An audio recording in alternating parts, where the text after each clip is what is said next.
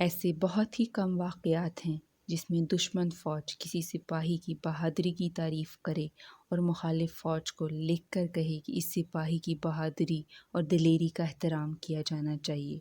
1999 کی کارگل وار میں ٹائیگر ہل کے مورچے پر پاکستانی فوج کے سپاہی کیپٹن کرنل شیر خان نے جس بہادری سے لڑائی لڑی، اس پر دشمن فوج کے بریگیڈیئر MPS باجوہ کہتے ہیں۔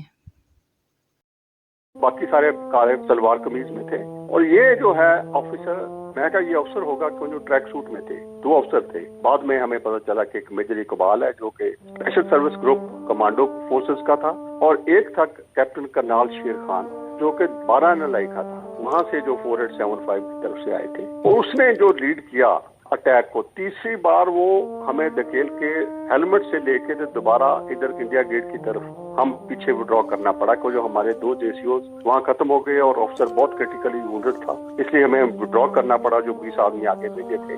ریان جی، بات ایسی تھی جب یہ ختم ہوئی تو میں قائل تھا اس افسر کا کہ وہ جو نارملی میں 71 وار کا بھی لڑا ہوا ہوں بنگلہ دیش میں، اور میں نے کبھی پاکستان افسر کو لیڈ کرتے نہیں دیکھا ابھی تک۔ اس میں حیرانگی کی بات تھی کہ یہ افسر 3 بار ان کو دوبارہ اکٹھا کر کے لایا تھا اور ان کو لیڈ کر رہا تھا، ان کو اپنی گلگت کی بھاشا میں بول کے ہمیں سمجھ نہیں لگ رہا تھا کیا کہہ رہا ہے، پر ان کو لیڈ کر کے اتنے بڑا سیریسلی اور بڑی بہادری دکھائی کہ اس نے ہمیں وہاں سے نیچے لے کے آ کے انڈیا گیٹ تک لے آیا۔ اگر وہ خدا نہ خواستہ ایسی بات ہوتی تو یہ ری انفورس کر جاتا اور یہ ہسٹری یا کوئی اور ہوتی دشا۔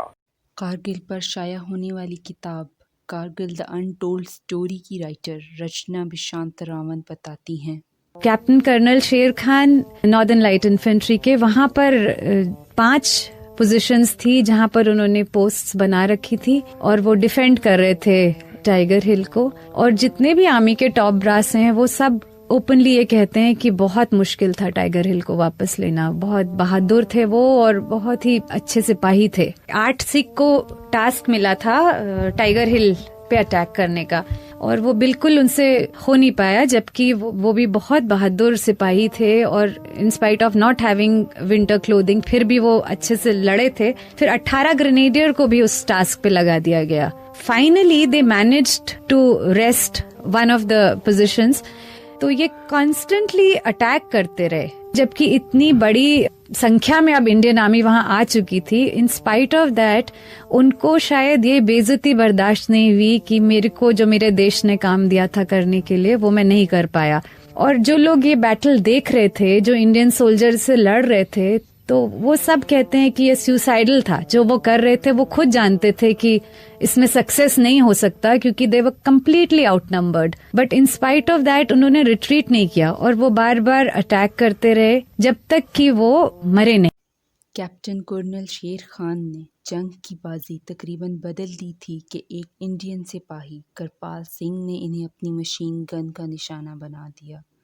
سپاہی کرپال سنگھ کیپٹن کرنل شیر خان کا بتاتے ہیں کہ ان کی شہادت کے بعد میں نے کہا کہ وہ لڑکا جو بہادری سے لیڈ کر رہا تھا ٹریک سوٹ میں، اس کو لے کر آؤ، باقیوں کو وہیں دفنا دو۔ پھر ہمیں پتہ چلا کہ یہ گلگت کا رہنے والا تھا۔ سپاہی کرپال سنگھ نے ایک چٹ لکھ کر کیپٹن کرنل شیر خان کی وردی میں ڈال دی۔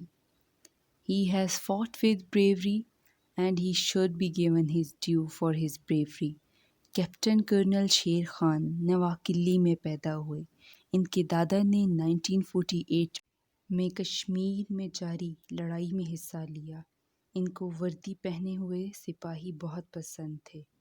ان کے ہاں جب پوتے کی پیدائش ہوئی تھی انہوں نے ان کا نام کیپٹن کرنل شیر خان رکھ دیا۔ کارگل پر مشہور کتاب وٹنس ٹو بلنڈر کے رائٹر کرنل اشفاق حسین لکھتے ہیں کہ کرنل شیر خان کے نام کا حصہ تھا۔ جب وہ فون اٹھا کر فخر سے کہتے تھے لیفٹیننٹ کرنل شیر اسپیکنگ، تو فون کرنے والا سمجھتا تھا کہ وہ کمانڈنگ آفیسر سے بات کر رہا ہے۔ ان کا نام ہی کیپٹن کرنل شیر خان تھا، جو ہمیشہ I was initially very confused کہ یہ کیپٹن تھے یا کرنل تھے۔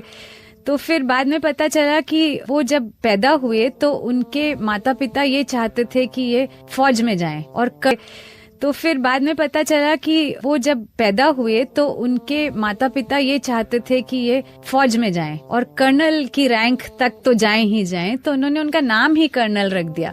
تو شروع سے ہی شاید ان میں بھی یہ جذبہ تھا کہ وہ سپاہی بنیں گے. جنوری 1998 میں وہ جب کارگل میں تعینات تھے تو سردیوں میں جب بھارتی افواج پیچھے ہٹے تو یونٹ چاہتی تھی کہ اس ٹھکانے پر قبضہ کیا جائے. ابھی وہ اس بارے میں اعلیٰ حکام سے بات چیت کر ہی رہے تھے کہ کیپٹن کرنل شیر خان چوٹی تک جا پہنچے. کرنل اشفاق اپنی کتاب میں لکھتے ہیں کہ چوکی پر قبضہ نہ کرنے کا فیصلہ ہونے کے بعد کیپٹن کرنل شیر خان کو واپس بلا لیا گیا اور 4 جولائی کو ان کو ٹائیگر ہل پر جانے کے لیے کہا گیا. وہاں پر پاکستانی فوج نے 3 سیکیورٹی لیئرز بنا رکھی تھی جن کو 129 A, B اینڈ C کا نام دیا گیا تھا. اس پوسٹ کے دوسرے نام کلیم، کاشف اور وکیل پوسٹ تھے. کرنل شیر خان بہادری سے مقابلہ کر رہے تھے اور سخت حالات میں بھی کسی تکلیف کی شکایت نہیں کر رہے تھے. حملے سے ایک رات پہلے انہوں نے شہادت پر ایک بلوہ انگیز تقریر کی. صبح 5 بجے نماز ادا کرنے کے بعد میجر ہاشم کے ساتھ 129 B میں ہی تھے کہ بھارتی فوج نے اچانک حملہ کر دیا. پاکستانی فوج نے جواں مردی سے مقابلہ کیا. اچانک مشین گن کا گولہ ان کو لگا. ان کی بہادری کے لیے اتنا ہی کافی ہے کہ دشمن نے بھی اعلانیہ ان کی شجاعت کا اعتراف کیا. ان کے چھوٹے بھائی بتاتے ہیں کہ ترجمہ کچھ اس طرح ہے: اگر ساری دنیا جنت بن جائے تو میں اپنے وطن کی مٹھی بھر مٹی اس کے بدلے میں نہیں دوں گا.